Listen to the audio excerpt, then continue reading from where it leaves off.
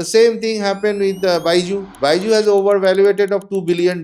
Finally, what happened? The guy is nowhere now. If the purpose is all the time to make the money, then you are going some in wrong directions. This thing is not entirely in India. It is everywhere in every segment of this business, right? It is everywhere. This mafia nexus is everywhere. Do you think that 22-year-old should actually build a startup? Because it is very easy. I am asking you one simple question. Can you please show me one company in the world, so-called startup, till now having a positive cash flow in the balance sheets? What would be your advice to all the founders? First of all, one thing you have to understand, sir, that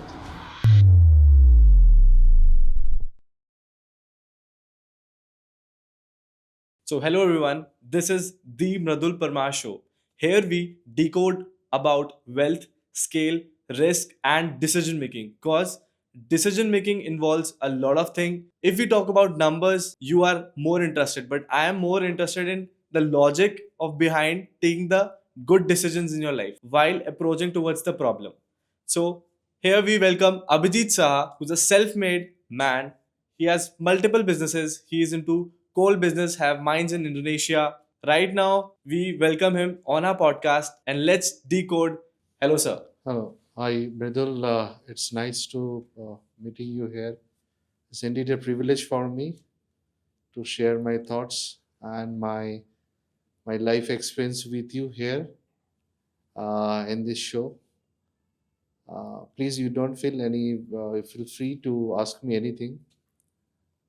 Yes, numbers is always very an interesting things in life because that actually decide your future. But apart from number, there are many things, many parameters are there that actually help you to shape your life. So I think let's start it. Yeah. I hope it will be an enjoyable session for both of us. Absolutely, sir. Sir is like one of my mentors. He literally helped me out whenever I'm stuck in life.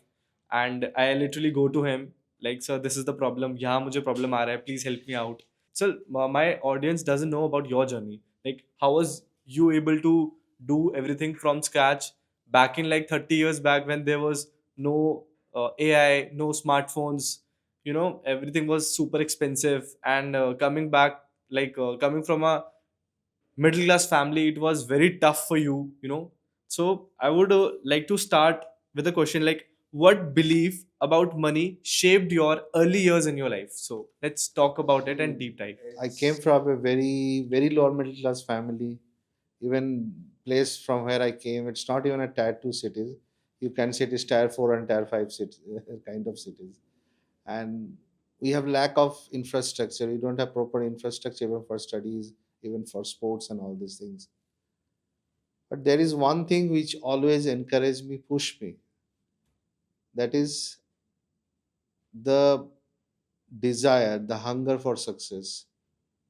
Like I always believe that for middle class family where big dreams is sometimes very difficult to achieve because there's a lot of constraints there.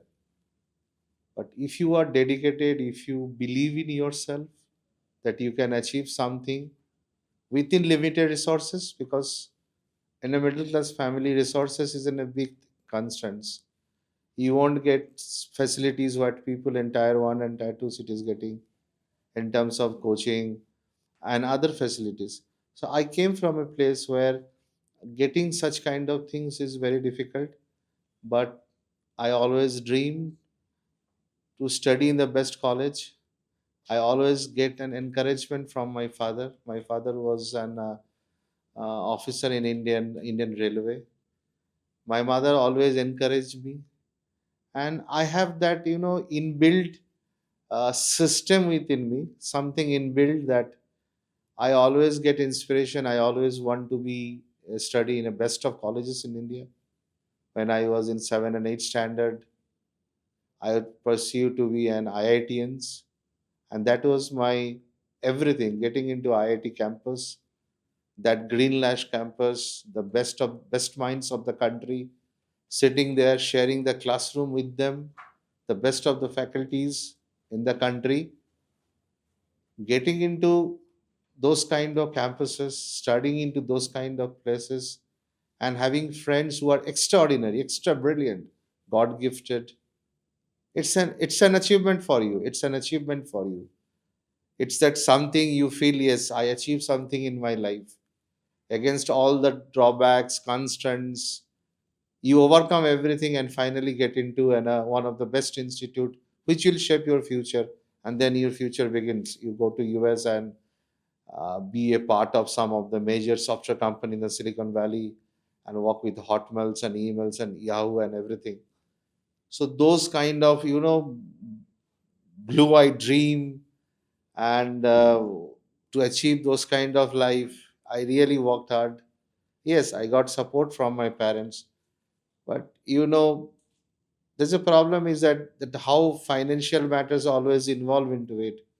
I never get that kind of support, coaching, and financial backup from my parents because they have very limited resources.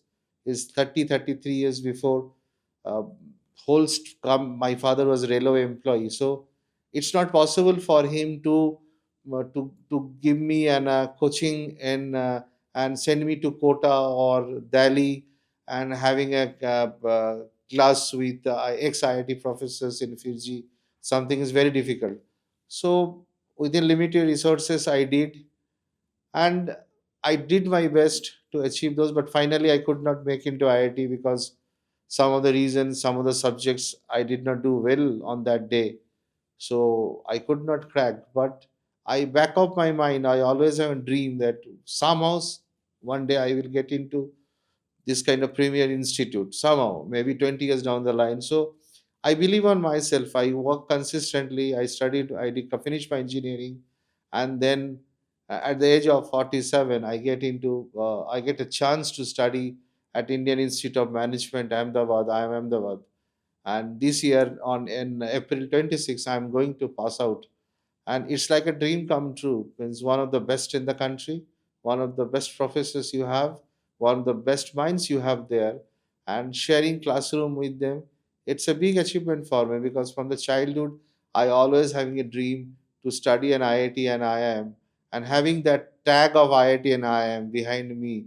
See, I have seen many parents to tell that their son is from IIT, their son from IIM, and when I see my mother that I'm not in a position to crack that IIT dream, it's really make me frustrated.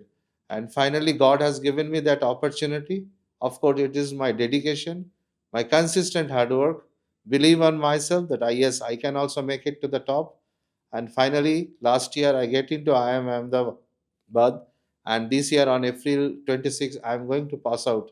And I think a big achievement for any individuals coming from a middle class, having so many struggles, so many constraints, and from tier 4 cities I came from. And my father is no more with me. He left me almost till 2024 years before.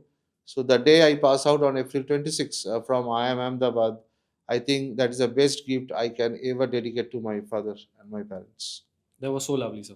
My next question is like right now, when there was a time 30 years back when 2500 was a very big amount for your fees, and I know the fact that you got into IIT, but you didn't have 2500 rupees to pay your fees at that time. And now, when there is a time, you can actually feed thousands of people per day, and still, when you face it, like what did risk mean to you? This very, very tactical question, very typical question. That time I was 17 years old, and I always believe on my parents that they will support me. I still remember when I was in 93, yes, 93, 94. That time, this brilliant tutorials based in Chennai is one of the best coaching classes for the IIT JEE, and always they they able to make number one, number two in IIT. So I asked my parents to help me out to get a coaching from brilliant tutorials for 2 years YG file. I still remember because it's very close to my heart, that IIT dream. And but everything came prospectus. They sent everything, and finally my father said, "No, I am not in a position to give you 2,500." still I think that's decisions goes wrong, very wrong decision my father taken. I think that's the decisive factor for me to get into IIT.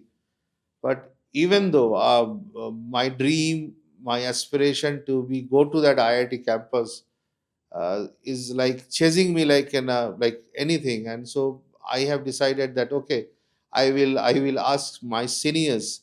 Many seniors have the brilliant tutorials, old study materials, and I was studying in a Durgapur. It's almost a 3 to 4 hours by train and by bus every day.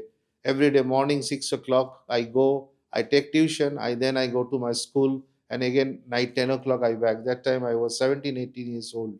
But the thing is that I have the dream to be IIT. I going want to be an IITians, and so that dream chased me like in like anything. So that time, if my father helped me with the 2,500, maybe I get into IIT. But he did his best. Whatever my father provided to me, for the father given to me, his best. And I still regret that why not I born in a family, or in a, or my situation, why my situation is so like that I could not afford and 2,500. Right now this 2,500 is not a big money for me, not big any at all for me. Even my I'm traveling, I'm going traveling business class and everywhere. I spend lakhs of rupees in a traveling every week. But that time, that money is like in $1 million to me. That was $1 million to me, because that actually going to shape my dream. That the dream I always fascinated for, to be known as an IITians. And maybe it's not make that much of value to someone else, but to me it's a great value. And when people call, yes, you are from IIT, means you are the best of the best. So now I can afford things, whatever I want to achieve, or whatever I desire. And finally, I get into IIM, and I paid lot of money for the fees. I think God helps me, and thanks to my parents, their blessings, thanks to my all the friends who have with me, and their blessings also there. And finally, I'm very close to be part of going to part of the alumni status of IIM Ahmedabad. I'm going to be an alumni of IIM Ahmedabad, and it's equivalent of the IIT Bombay. IIT Bombay is the best for computer science, and IIM Ahmedabad is the best for management. This is the best. And after that, you go to Harvard or Stanford. That's altogether Ivy League institutions. So yes, it is an important thing. Money is an important thing, but it depends. To me, that time this 2,500 is an as an important. But now, thanks to God, I got everything done. I sorted out everything. So now sir, जब आप ये बोल रहे हो कि उस time पे पैसे नहीं थे एंड अब एक टाइम है जहाँ पे you are spending lakhs of rupees just on travel food, so how do you feel like what is your relationship with money right now? Like do you count like money is like the biggest thing right now in their lives? Everybody right now is running behind money, but people are not chasing their dreams. Every decision is in terms of bended towards the monetary part. कि भाई हाँ, अच्छा इसमें पैसा है तो मेरे को ये चीज़ पसंद है, अच्छा इसमें पैसा नहीं है तो I am not comfortable, I don't want it. So how do you like feel with this कि अगर आप अपने आप के बारे में सोचो कि जब एक टाइम था जब पैसे नहीं थे और अब एक टाइम है जब पैसा है, how do you feel like कि your relationship with money has evolved, or now when you have the money you don't consider it anything? You don't consider कि like हाँ, money life में सारी चीजें कर सकती है, but money सिर्फ पैसा ही main चीज नहीं है अब पूरी जिंदगी गुजारने के लिए. Uh, uh, Money is a byproduct. Is proportionate with your maturity. When you are in a 17 years old, it's one of the precious things. And that time you don't have that much of maturity. You always think I can do everything with the money. But when you grow, you slowly understand that money is a byproduct. You don't need to chase money. You need to work on your skill sets. You need to work on a process consistently. If you work consistently on anything over the period of 5 years or 6 years, money will automatically come because it's a byproduct. So you have to work on your skill sets. So that's key. When see these kind of thoughts will come to you when you are mature, when you grow, go through a process. You will see ups and downs in the life. Then you realize that the things which I'm chasing, money, it will actually will not come by chasing it. It will come only when you work in a process, okay, consistently over the period of few years, 3 years, 4 years, 5 years, and slowly this money, which is called as a byproduct, will follow you automatically. So to me, now money is byproduct of a process, and the value of money is directly or indirectly depends on your maturity. On your maturity. Correct, correct. So, sir, I think अभी right now as a 18 year old और 19 year old मेरा advice ये रहेगा कि अभी पैसे कमाने पे ध्यान दो. तुम्हें अभी कुछ नहीं सोचना है, ना dreams, nothing. Just focus on getting money. कुछ भी टास्क आता है, कोई भी काम आता है, अपने आजू बाजू देखो, वेंडर्स हैं, शॉप्स हैं, शॉपकीपर्स हैं, दुकानें हैं, उनको पूछो क्या प्रॉब्लम आ रहा है. अगर उनको कोई प्रॉब्लम आ रहा है कि तुम उनको वेबसाइट बना के दे सकते हो, यू हैव द बिजनेस. उनको तुम कैसे हेल्प कर सकते हो, ऐप बना के दे सकते हो, उनका सोशल मीडिया हैंडल कर सकते हो, उनका कोई भी एडिटिंग करके दे सकते हो, कोई भी ऐसा पार्ट जो तुम उनकी हेल्प करके दे सकते हो और वो चीज़ सॉल्व हो रही है. सो this is the best thing. पहला पैसे कमाने में ध्यान दो. एक बार पैसे कमाने तुमने चालू कर दिए, then you will have to figure out कि हाँ अब क्या है नेक्स्ट. तो पहले चीज ये है कि पहला पैसे बनाओ. जितनी जल्दी तुम ये वाला पार्ट क्लियर करोगे, उतनी जल्दी तुम अपनी लाइफ में नए लेवल्स अनलॉक कर पाओगे. सो अब एक कॉन्वर्सेशन में जाते हैं सर. हमने आपकी जर्नी देखी है कि कैसे आप टायर 3 सिटी से थे, कैलकाटा में थे, and you wanted to go to IIT or IIM, or at the age of 47 you decided to choose going to IIM Ahmedabad. ऐसी एज में जहाँ पे लोग गिव अप कर देते हैं, लोगों के अंदर इतना वो नहीं रहता, डिसीजन मेकिंग पावर उनकी ऐसी हो जाती है कि यार अब तो लाइफ जा चुकी है. सर आपको क्या मोटिवेट करा कि at the age of 47 now you decided to go to IIM Ahmedabad and pursue your dreams. अपने ड्रीम्स को पूरा करने के लिए अभी भी आप में वो मैं ज़ील देखता हूँ. I feel so much motivated कि अभी भी आप हार नहीं मान रहे हो. अभी भी आप में वो ज़ील है कि भाई मुझे अभी भी करना है, चाहे वो 47 हो, चाहे वो 48 हो, चाहे 50 हो, चाहे 60 हो, मेरे को करना है तो मतलब मेरे को करना है. ये एक माइंडसेट सर आपने कैसे बिल्ड करा? Very nice question. The answer is very, it's a emotional decisions. It's a not a decision from here, it's a decision from here. And the dream was 30 years before getting into a campus where I have seen people who are God gifted. Simply, I say God gifted because you can study 18 hours, 24 hours, but you cannot be them. You cannot beat them in terms of talent, in terms of their abilities concerned. That 1997, 98, 99, I failed that word called JE. My name was not in that list. But that dream was always there, back of the mind. The regret is always there that I am not having that tag of IIT behind my t-shirts.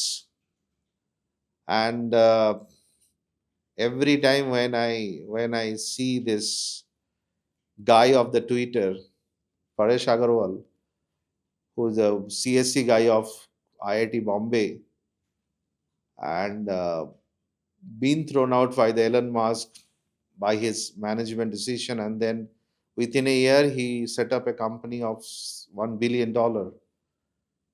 That's called IITians. That's what they are capable of to do, and that always chased me. That dream always when I sleep, still I feel that is going on. So I've decided to give a try on 2025 to IIM, and finally I get into it because it's last 30 years my relentless dedication, chasing for a dream. I told you it's my emotional decisions, and finally I get into it. To me, studying into IIM Ahmedabad is my satisfaction. It's nothing to do with money, with materialistic value. As a kid, I was dreamed to be an IITian, which I could not make it.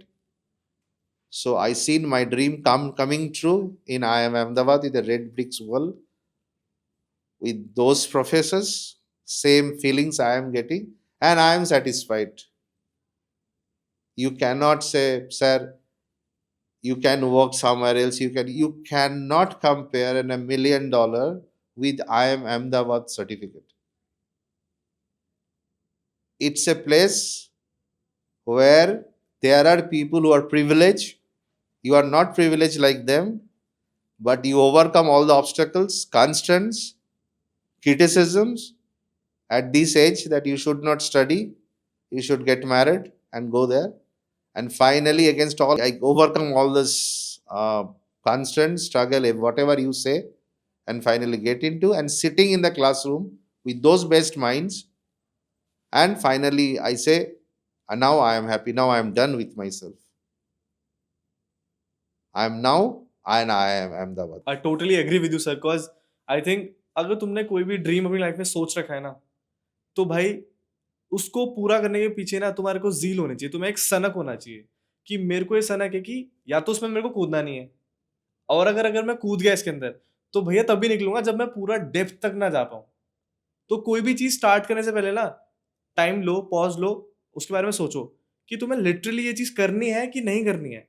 और अगर भाई सोच लिया कि हाँ मुझे आने वाले टाइम में यही करना है, तो वो जब तक करो जब तक तुम उसमें बेस्ट ना बन जाओ, टॉप 1% में ना आ जाओ, उससे पहले नहीं निकलना वहां से। बीच में कोई भी आए, गर्लफ्रेंड, माँ बाप, भाई बहन, आई गेस कोई भी, तो उससे पहले तुम्हें हार नहीं माननी चाहिए। मेरा तो मानना ही है सर। आप कभी मतलब मैंने आप कोशिश तो करो. Success and failure is not in your hand. A destiny will decide whether I will be successful or not. But one thing is that I believe, don't give up. You wake up in the morning, go to the field. You wake up in the morning, go to the gym. Even you are not, your body is not supporting. You are mentally tired, physically tired. You know there is a problem you are going to face after 10 o'clock or 11 o'clock. You know there will be some criticisms will come to you. Even though all the things you have to study, you have to focus on your work, and that you have to do every day. And finally, you will successful. That 1% will decide whether you are going to top or not. So now let's come to your business, sir. You are into coal businesses. As you know, it is a very capital intensive business. So what was your conviction to go particularly in this sector and start a business out of it? What was your conviction before? See, let me tell you, before me, my partner is who is a very senior most person. He was in the coal over very long years and very vast experience. So I was working with him as an financial consultants and everything before I get into IIM Ahmedabad. There is one thing you have to understand first, that India is a country which is based on agriculture, and India is full of natural resources. So 30 years before or 25 years before, particularly the place from where I came from, Asansol, Durgapur, that particularly the eastern side, eastern coalfield side, coal is a natural resources, and there is a huge demand of coal. But unfortunately, India is not producing quality coal. The coal which in India producing, particularly in Bihar, Odisha, and other part of the West Bengal, that is full of water. So that kind low grade coal, because that coal you cannot use in power plant or the cement factory. Because in power plant and cement factory, if you use a coal which is having a more moisture, water percentage is more, then it's very difficult for you to blend it and generate this electricity. Because India still now not unlike in European country, having all the, like in 8 months or 7 months in India is is a summer. Okay, so India can easily use that solar power, solar energy, and as in a substitute of this coal in order to generate electricity and the power and whatever you call. But unfortunately, we don't have that kind of infrastructure. So what we are going for a coal, and still we have a coal. But the problem with an Indian coal is that full of wet water, more moisture is there. So we need to bring coal from outside of the country, like Indonesia, South Africa, Russia, and Australia. Australian coal we cannot afford.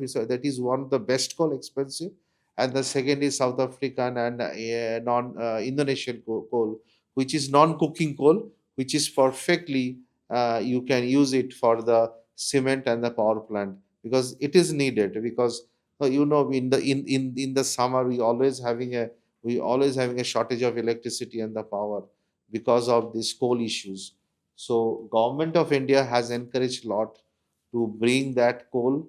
And you are saying that it's a business where you have to put a lot of money, but there is other way, like banks, financial institutions are giving lot of credit facility, okay, in order. And government is also supporting, present government and the previous present government is more flexible in terms of getting coal from the overseas and encouraging us. So, and that is cost effective compared to Indian coal, because you are getting a long term credit facility from those people who are based in Indonesia and Russia and South Africa. I think that because their coal is a perfect for our cement industry and our the power sector, because you can only use Indian coal for the sponge iron plant, for sponge iron and TMT bars. And because those kind of business needs a low quality coal and does not affect the moistures and the water. Even though moisture water there, you can blend it and then you can use it for the sponge iron plant. But for the power sector and for the cement factory, you cannot use a coal which having a more moisture and more water. Then you cannot generate it. Generating power is very difficult. In cement factory, you cannot use it. So that is the only drawback of the Indian coal. That's why government of India having giving lot of facility for the people, for this coal trader, to bring the coal from Australia and South Africa. And even though it is in a heavy capital related field, but still we have a lot of other credit facilities there. Sir, as it involves a lot of capital, so what kind of a framework do you use when you are deploying a large amount of capital into the businesses? See, these kind of there is a CIF and FOB basis. Basically, company go for LC basis, like 90 days LC and 60 days LC. If you go for a FOB basis, then you have to give the LC in advance. Once the bank receive the LC, then we will upload the call and send it. But for the CIF basis, if you go, then we need to pay for insurance and everything. So now banks are very flexible to give the letter of credit, and we always take letter of credit in advance. And once this buyer receive the call and do the quality inspection and checking the quality, immediately seller bank will immediately discount the letter of credit and the cash will immediately available. Maybe it's all depend how credit leverage you have in the bank. The company with whom we are dealing, they have a large credit facility. So that won't be the problem. That is not a problem. There's a lot of options we have. Government coming out with a lot of financials, different kind of structures. And first thing is that everybody knows that lot of money need to be invested here, because one shipment sometimes costs 25-30 crores, so 40 crores. So for that you need to give an LC first. So even though it's in a very highly capital, where you need lot of money to be invested, lot of capital has to be first, you have to secure and where. But the thing is that since the bank is very very flexible, giving letter of credit for 60 days, 90 days, sometimes 180 days, for there should not be any issue for the seller. So let us understand. Let's deep dive into this. So I get to know this that you have a very analytical and a very technical mind while you are evaluating such kind of deals. Sir जब आप कोई भी ऐसे बड़े capital incentive businesses में आप पैसा लगाते हो So मेरे को वो लॉजिक जानना है, how do you able to evaluate, like is this a good deal or it is a bad deal? How do you evaluate, and how do you also come up with the failures अगर वो fail हो चुकी है चीज? यहाँ पे आपका वो जो डील आपने पैसा लगाया था वो डूब गया, लॉसेस को फिर आप कैसे बेयर आउट करते हो फिर इसमें? See, first of all, there are two things in the coal. First, you have to understand the coal. You can only understand the coal when you have a background of science. First, you understand. First, you understand the product. If you do not understand the product, you cannot do anything. Investment is a secondary. Now, if you understand the coal, if you are there are different grade of coal, and I'm telling you the prices of the coal is based on an index, international index, which Monday morning at something, Friday evening by 9 o'clock index closed, and Saturday Sunday no.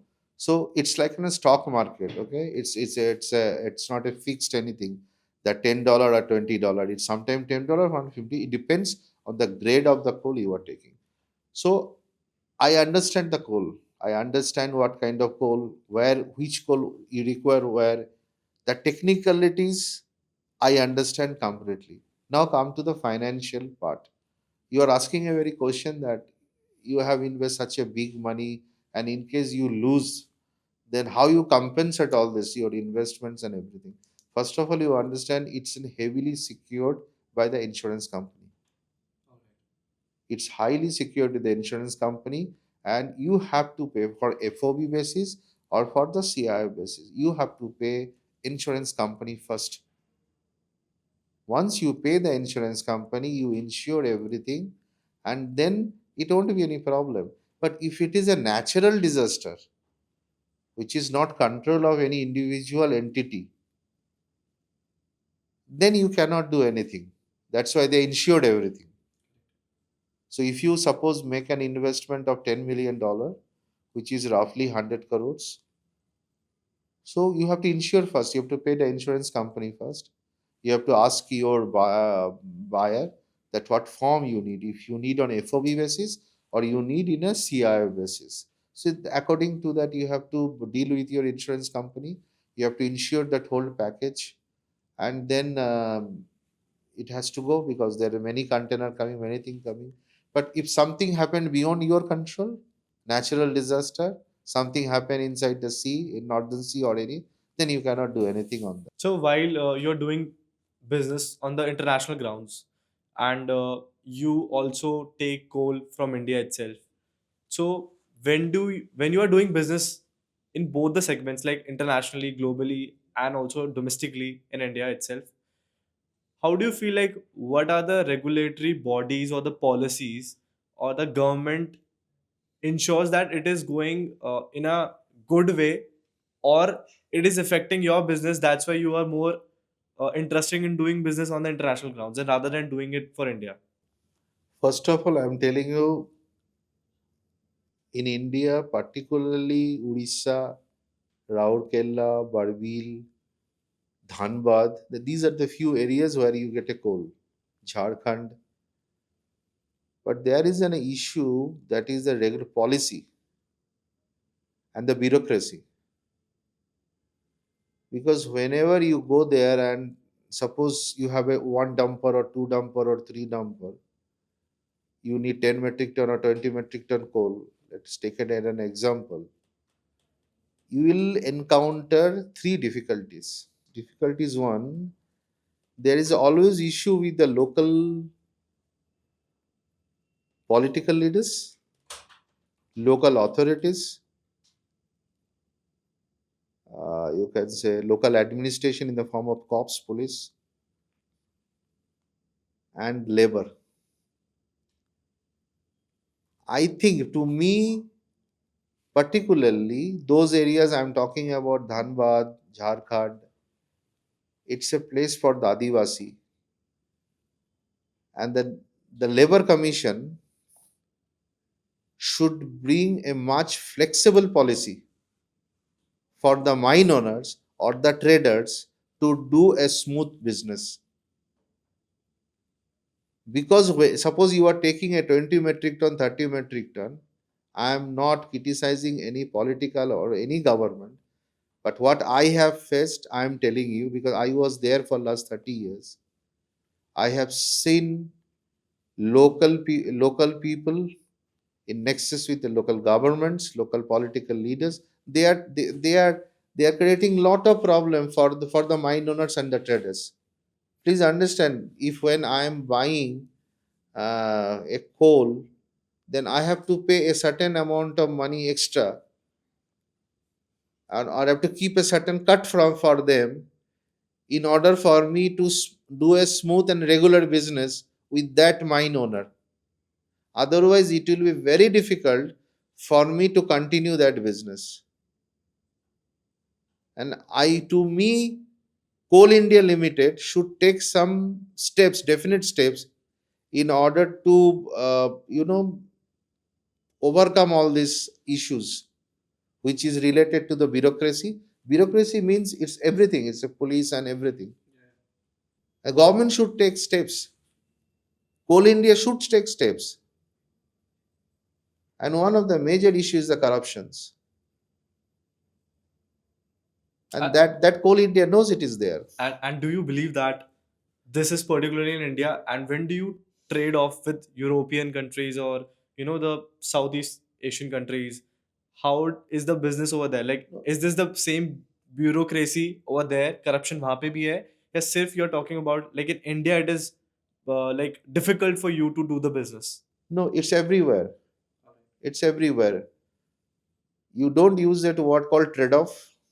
It's a very fascinated jargons in management. But whenever you go to Indonesia, I have seen, because I was working with a company.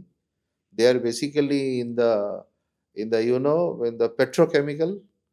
Pratamina is one of the largest government organization oil company like ONGC in Indonesia and Petronas in Malaysia.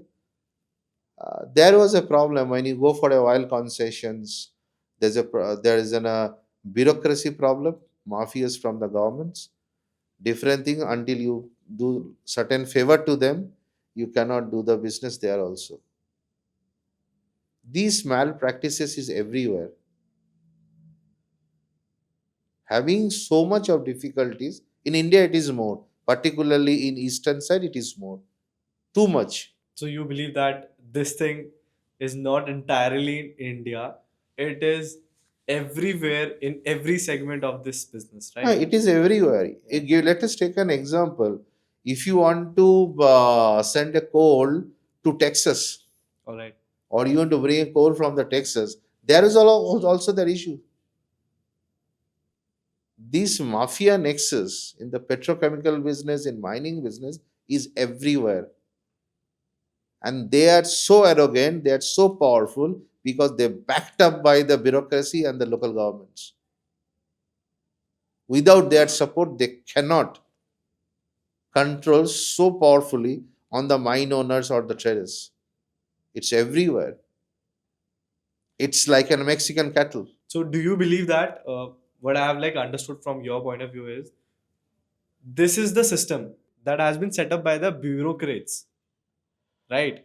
To make sure there's a trade-off between the mafias and the business owners, and to basically run all of the things smoothly, they charge these kind of things from the people who are doing business in the country. See, it's a very, very simple relationships. You want to do business, you have to keep a cut for the political leaders, and political leaders are favored by the mafias. You have to keep a cut for the mafias also. At the same time, you have to keep a cut for the bureaucrats. It's a whole system. The whole system is paralyzed. You cannot do business without paying their commissions every month. If you try to do, you are out.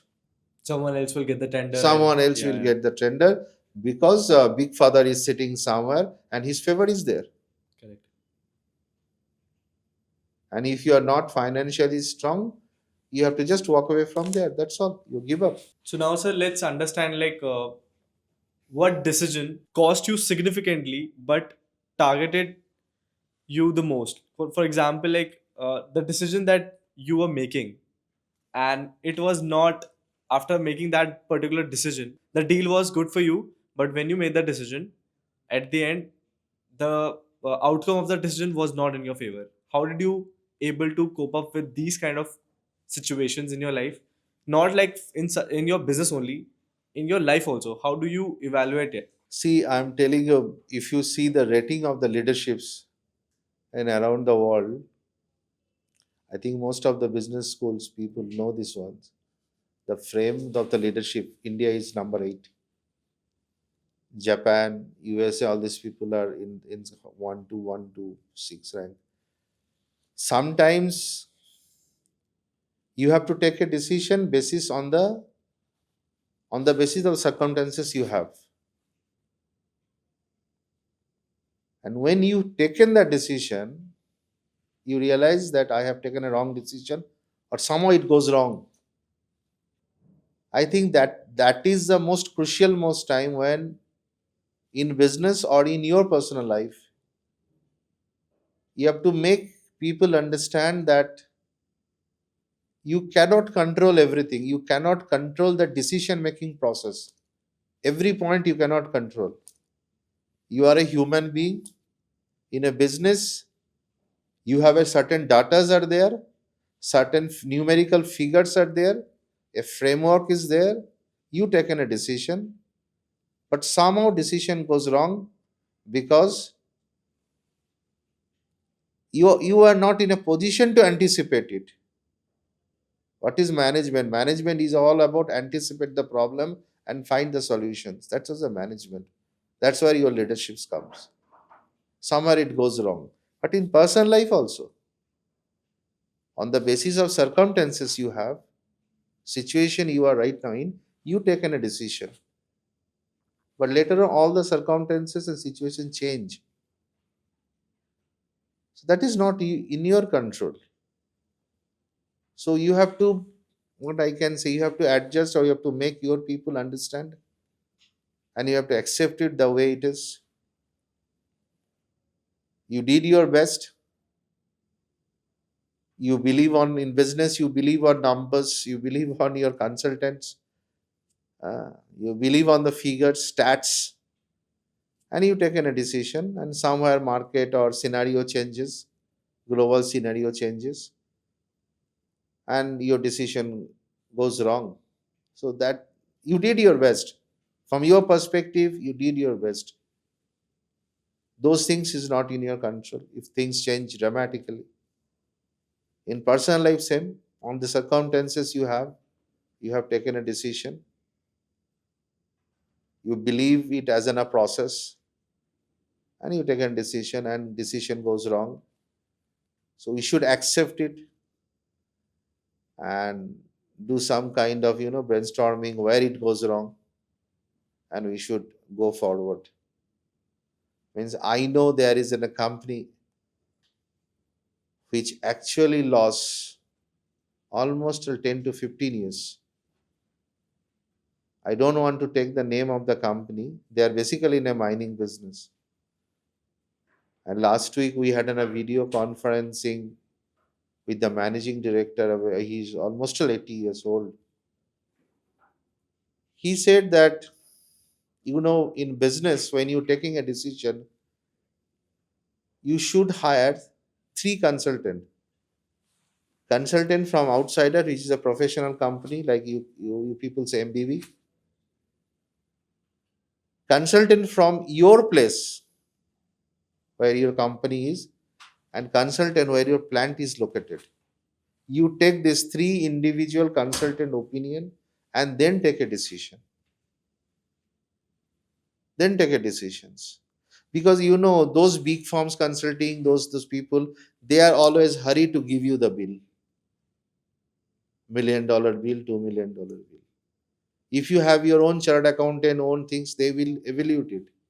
So when you have a report from 3 individuals, then you can understand things. So sometime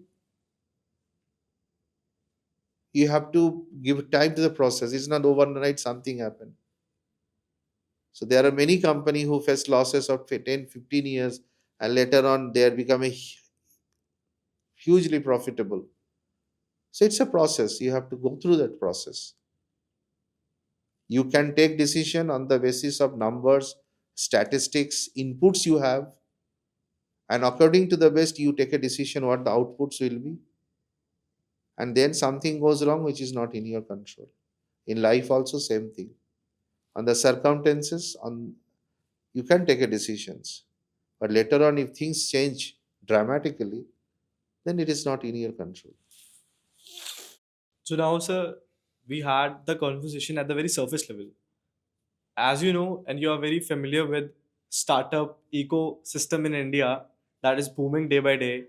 N number of VCs are, putting their lot of money on the earliest startups, Series A, Series B, and how do you think like this startup system, which is now booming in India, how do you perceive it? First of all, secondary, do you think that a 22-year-old should actually build a startup or go for a MNC or first have a job, then make a career or do any kind of businesses, do basically anything, पर पहले सबसे important है कि पहले जाके job करे या फिर आप बोलते हो कि वो जाके अपना एक बिजनेस बनाए, बिजनेस रन करे और बिजनेस में ही ग्रो करे, because it is very easy to gain funds now these days. If you have a very great product, if you have a very good niche product or a good idea, you can pitch it to the VCs and you can get funding very easily. I am asking you one simple question. Can you please show me one company in the world, so called startup, till now having a positive cash flow in the balance sheets? There is no company in the world, so called startup, having a positive cash flow. You know, Uber is such a great company and backed by the Bloomberg. Even a Bloomberg is a very rich fellow. For them, 100 and 200 million, even 300 million spent over the 5 years of all the cash burn does not make any difference to them. There's so much of money. But even though they are not even very high profit margin, high cash value to them, all are negative cash flow. And as per the statistics and the facts and figures, 95% startups are a failure. If all startups is failing, then why people are going for looking for a VC? You see, VCs are very clever. VCs are very clever. VCs has nothing to do. What VCs are doing, seeing the product, strength of the product, merit of the product, and in the merit of the product, and if it is appreciated by the consumers, and consumer love your product, and as long as they are getting their money back, and the exit is in a very with a very good of corporate profits, they will invest the money. They don't care whether the business will sustain next 10 years, next 15 years, nothing. To me, if you are asking me, I am not in a favor for any startup. Let us take an example called the Blue Smart in India. It is a startup. It's accepted. It's like a platform, an app which you book the your cards like Uber and Ola. And finally, what happened? There is some 200 to 300 million from the different VCs, and the owner having an luxury apartment in Gurgaon vanish, and then one fine morning they disappears, and all the celebrities and the people lost the money. Most of the startups, what they are doing, they are using all the financial jargons, cash management, free cash flow, projecting the valuation for next 10 years down the line based on the cash flow today. On the revenue, they are calculating their valuations, over valuations of the company. VCs are getting money after 5 years and they are exiting. Ultimately, that's the target for them. They are not investing in any rupee. The founder is not putting any money. The founder is coming with a laptop with some crazy idea collected from somewhere, and all of a sudden it clicked. They make couple of millions from zero. They make couple of millions in 6 7 years. That's all, and they go to Spain and having a good girlfriend and living their life. There is no cash flow positive. There is nothing. Only cash burn, and VCs are making money.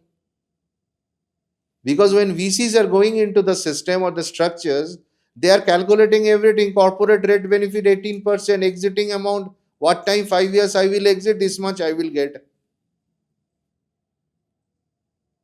So this is the fundamental things they're getting. See this guy. There's a one person, I think, Balakrishna Chandani, somebody who has invested almost 80 crores on the Zomato. Now it is some 33 or 23,000 crore, if that those figures are correct.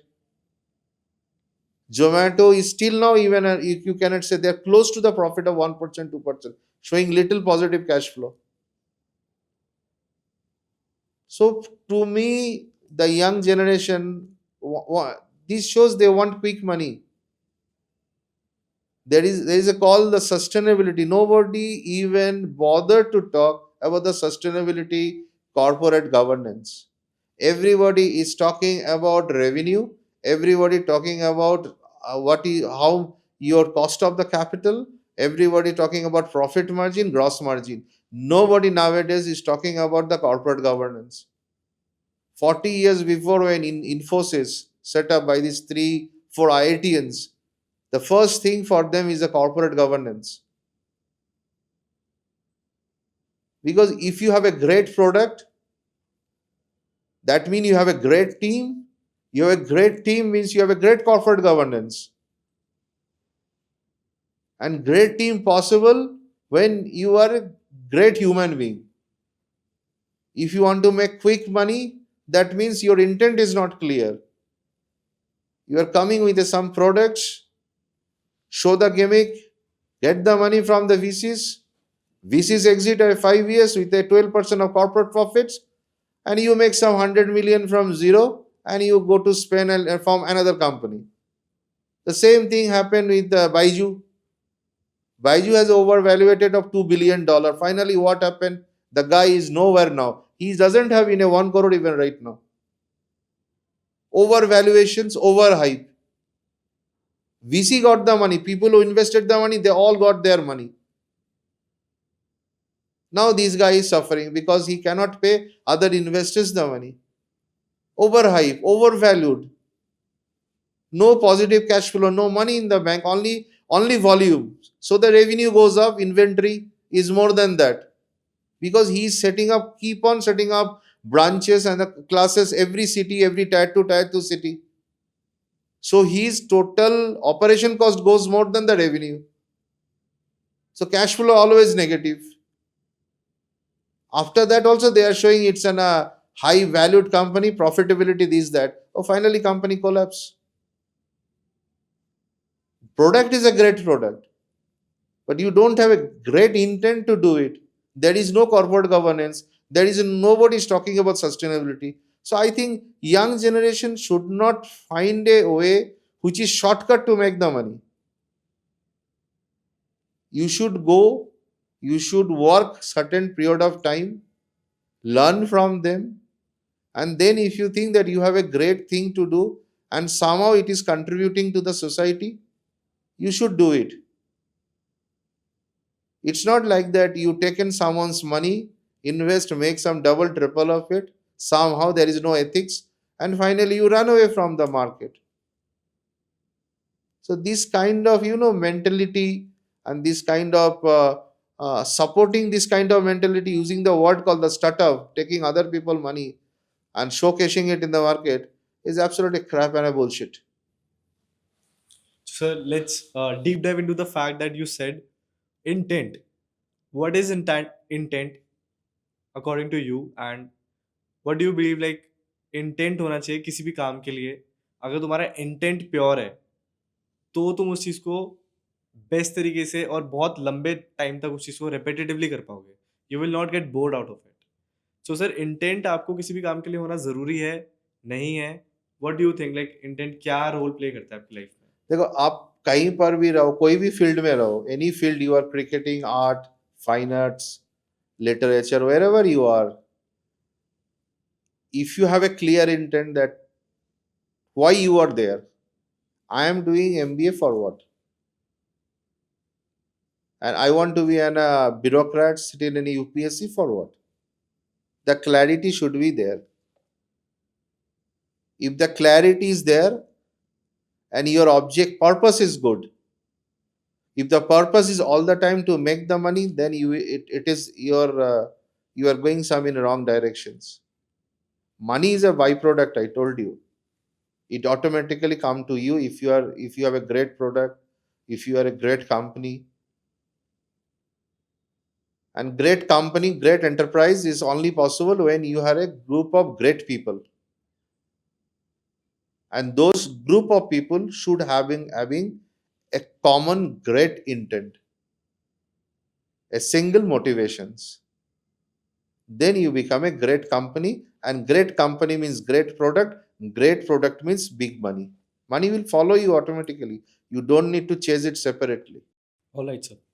So main thing is what I've get from this conversation, if you have a greater intent, if you have a great intent in yourself and you want to build something, you want to get somewhere in your life, you want to do anything, first of all you should have a pure intent.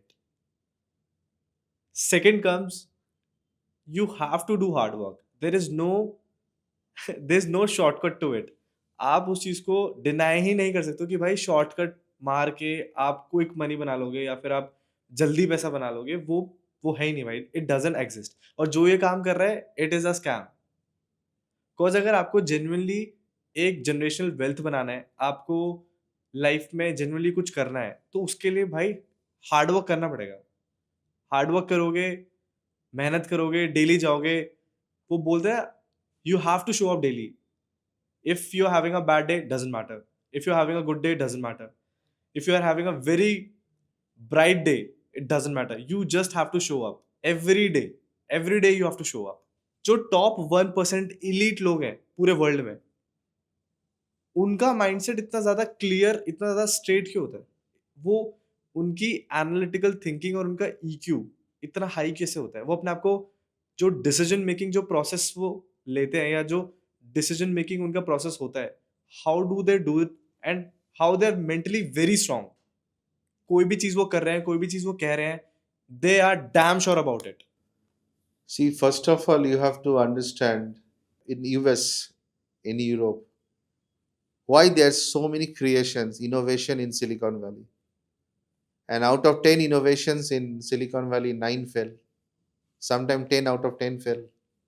They try again. You know, the educational structure, the way you have been taught by your professors in university level, there is a vast difference between US and India. India, we have certain elite institutions. And apart from those, most of the institutions are normal. They are also doing good. They are also putting a lot of efforts to come at international standard. But in US, in you see Ivy League colleges and everything. But there is a one common factor which one of my professors told me. He said that great institutions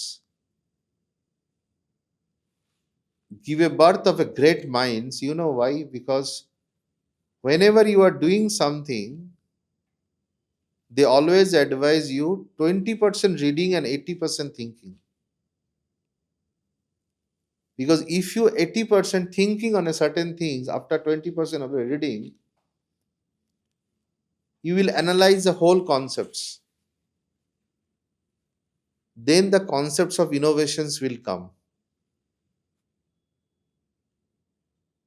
Because of the social structure in India, if you are not score out of 10, 9 or 9.5 CGPA, you will not be able to sit in a great company like IBM or Infosys. And at the end of the day, your objective is only offer letter. And that will decide that yes, you have done excellent in last 4 years. If I scored 6.5 CGP or 7 and I don't have an offer letter, that will mark me that I am failed in my life. The social structure has to be changed in order for us, the young generations, to come up and do something great in the life. That encouragement needed. Getting a job in Infosys maybe make you one of the brightest boy in the school. Your family will be very happy.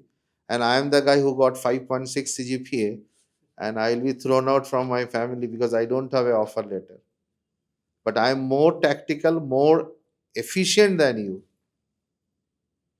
So our whole ecosystem is something different compared to the Western culture. That's why you see most of the tech companies today, Windows, Apples, all are built by Americans.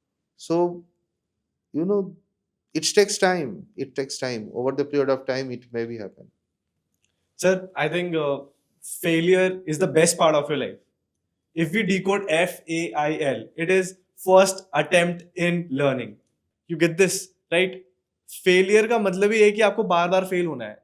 हर बार आप fail होगे, you will understand one thing कि हाँ ये मैंने गलती करी. हर step में, हर attempt में आप कुछ नया सीखते हो.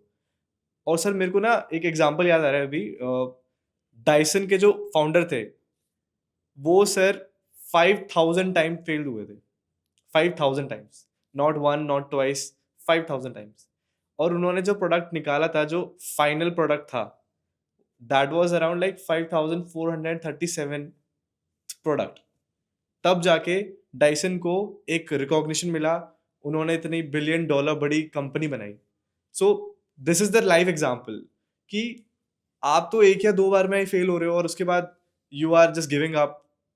और जहाँ पे यूएस में एक बंदा आता है जो 5000 टाइम्स ट्राई करता है, फिर भी हार नहीं मानता. और मुझे आई एम डैम श्योर अगर वो वाला उसका लास्ट वाला प्रोडक्ट भी फेल होता ना, तो फिर भी वो बनाता. So this is called zeal.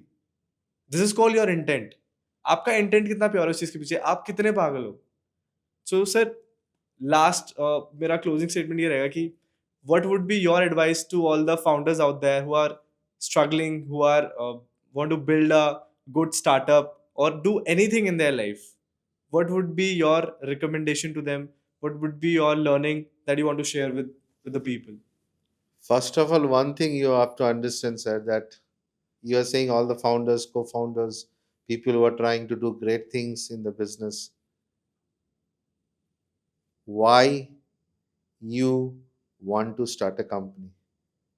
Starting a company, does it mean that you want to make a quick money?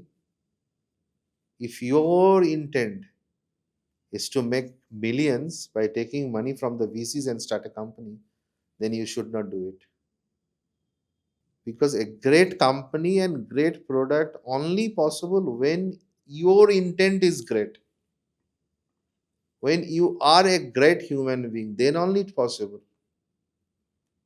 Let's give you I just want to close it in a very good example. See the Nara Infosys, Nandan Nilekani, N. Narayan Murthy, and all of the people are they come from IIT, five of the friends, and they started the company with 10,000 rupees. And Narayan Murthy slogs for last 45 years, 17 hours in a day, every day, Monday to Sunday. That ethics, that disciplines, that everything decides. Means you should know why you want to do a company, why you are doing all these things. There's a clear cut purpose. There should be a clear cut intent. If intent is only money, money, money, then I think you should take a break. Okay, sit back and think why once again.